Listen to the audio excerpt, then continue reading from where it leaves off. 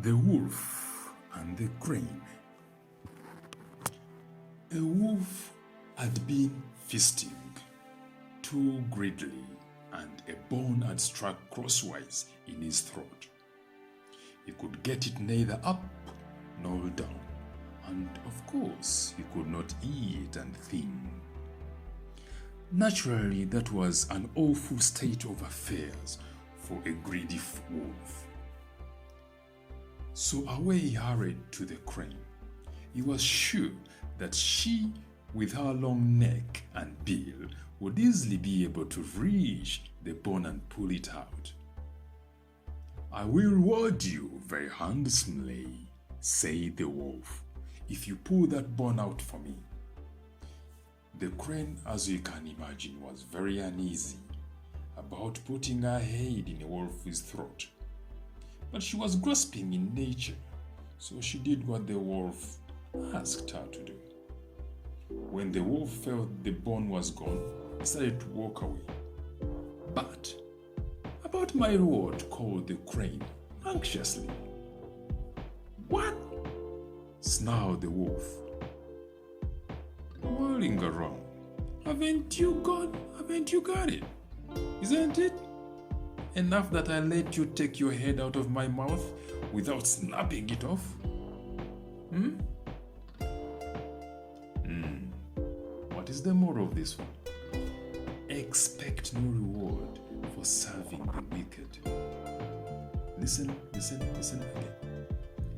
Expect no reward for serving the wicked, or as the wicked don't appreciate.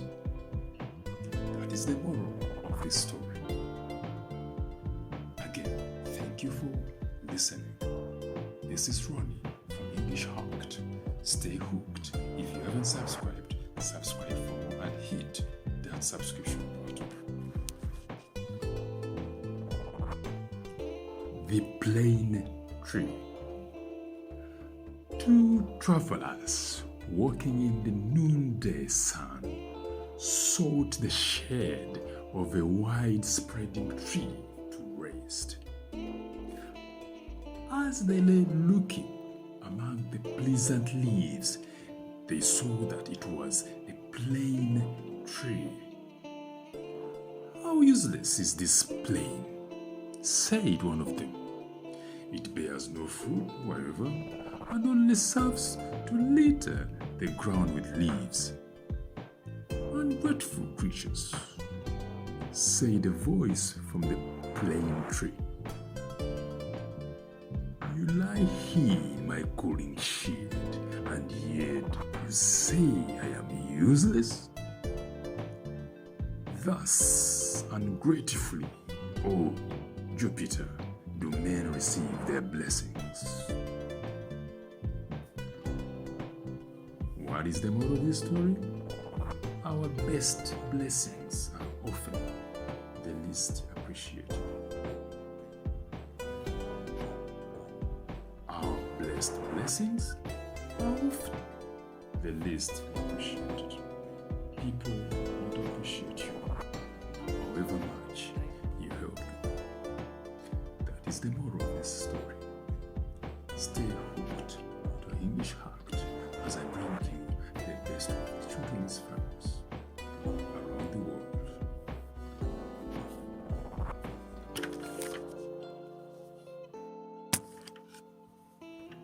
A lion lay asleep in the forest, his great head resting on his paws. A timid little mouse came upon him unexpectedly, and in her fright and haste to get away, ran across the lion's nose. Roused from his nap, the lion laid his huge paw hungrily on the tiny creature to kill her. "Spare me," begged the poor mouse. "Please, let me go, and someday I will surely repay you." lion was much amused to think that a mouse could ever help him. But he was generous and finally let the mouse go. Some days later, while stalking his prey in the forest, the lion was caught in the toils of a hunter's net. Unable to free himself, he filled the forest with his angry roaring. The mouse knew the voice and quickly found the lion struggling in the net. Running to one of the great ropes that bound him, she gnawed it until it parted, and soon the lion was free. "You laughed when I said I would repay you," said the mouse. "Now you see that even a mouse can help a lion." The moral of this story is, a kindness is never wasted. Again, a kindness is never wasted. Those little small things we do, they may not be worth, but they're never wasted. This is Ronnie from English Hooked. Thank you for listening. Stay hooked and subscribe to my channel for more stories like these ones.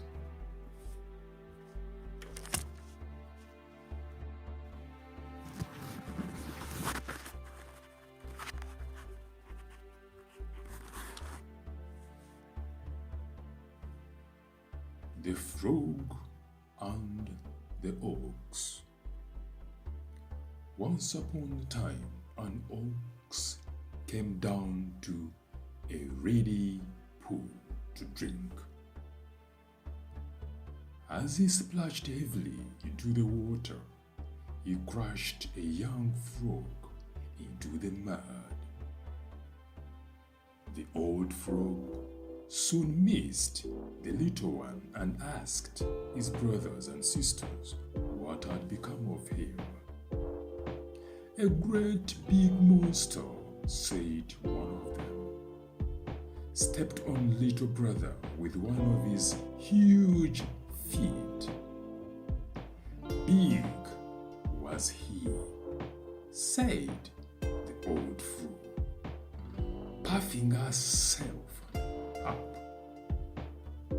"Was he as big as this?" "Oh, much bigger," they cried. The frog puffed up still more. "He could not have been bigger than this," she said. But the little frogs all declared that the monster was much, much bigger, and the old frog kept puffing herself out more and more until all at once she burst. The moral of this story: do not attempt the impossible. In everything you do, make sure you can do and what you're doing is doable or possible. That is the moral of this story. The Frog and the Ox. Thank you for watching. Thank you for listening. This is Ronnie from English Hooked.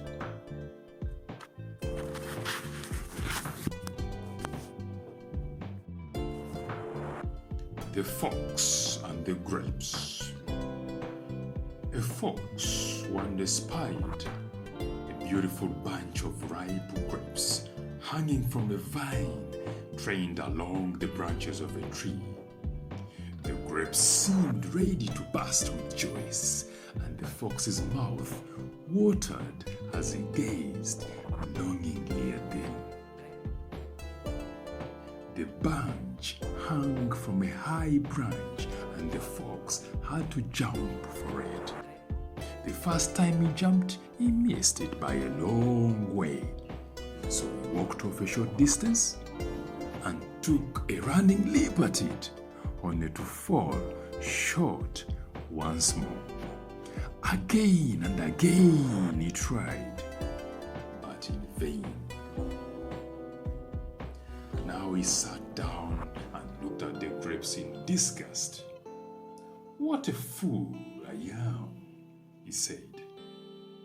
"Here I am wearing myself out to get a bunch of sour grapes that are not worth gaping for." And off he walked very, very scornfully. The moral of this story is there are many who pretend to despise and belittle that which is beyond their reach. Again, there are many who pretend to despise and belittle that which is beyond their reach.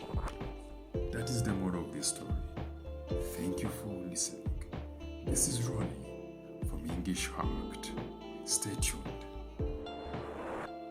Belling the cat.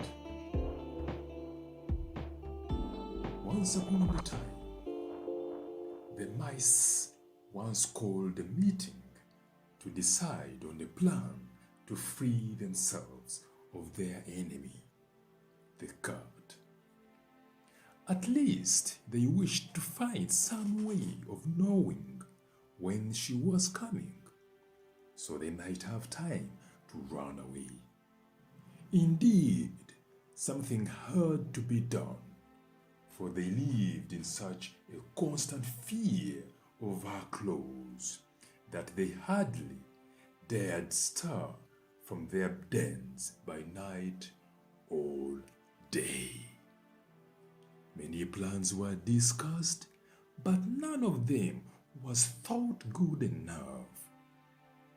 At the last, very young mouse got up and said, "I have a plan that seems very simple, but I know it will be successful. All we have to do is to hang a bell about the cat's neck. When we hear the bell ringing, we will know immediately that our enemy is coming." Oh, the mice were much surprised that they had not thought of such a plan before.